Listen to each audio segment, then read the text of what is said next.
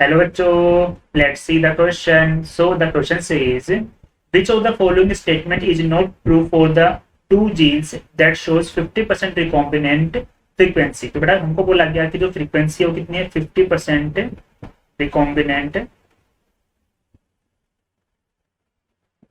Frequency आपको दिया गया है बेटा. तो 50% रिकॉम्बिनेंस बेटा जनरली हमको देखने को मिलता है in case of independent assortment. Independent assortment के केस में आपको 50% रिकॉम्बिनेशन देखने को मिलेगा. यानी कि बेटा इस कंडीशन के अंदर क्या रहेगी, जब जीन क्या रहेंगे डिफरेंट डिफरेंट क्रोमोसोम्स पर प्रेजेंट रहेगी. जैसे बेटा मैंने बोला कि एक जीन यहाँ पर प्रेजेंट है इस क्रोमोसोम पर, एक जीन यहाँ पर प्रेजेंट है, ये कैपिटल ए की बात की बेटा हमने, और यहाँ पे कैपिटल बी की बात की.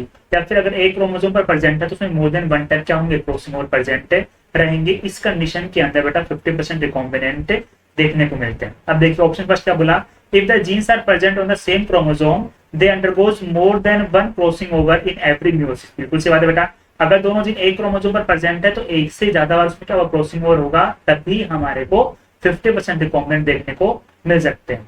सही क्या बोला बेटा, द जीन्स में be on the different chromosome. बिल्कुल सी बात है बेटा, ये बात तो मैं डायग्राम से बताइए कि जीन क्या होंगे, अगर अलग अलग क्रोमोसोम पर होंगे तो 50% रिकॉम्बिनेंट हमको आराम से देखने को मिलेगा.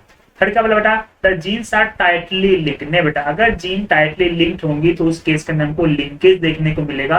उस केस के अंदर पेरेंटल कॉम्बिनेशन की फ्रीक्वेंसी ज्यादा होगी, रिकॉम्बिनेंट फ्रीक्वेंसी कम होगी. So statement C is incorrect.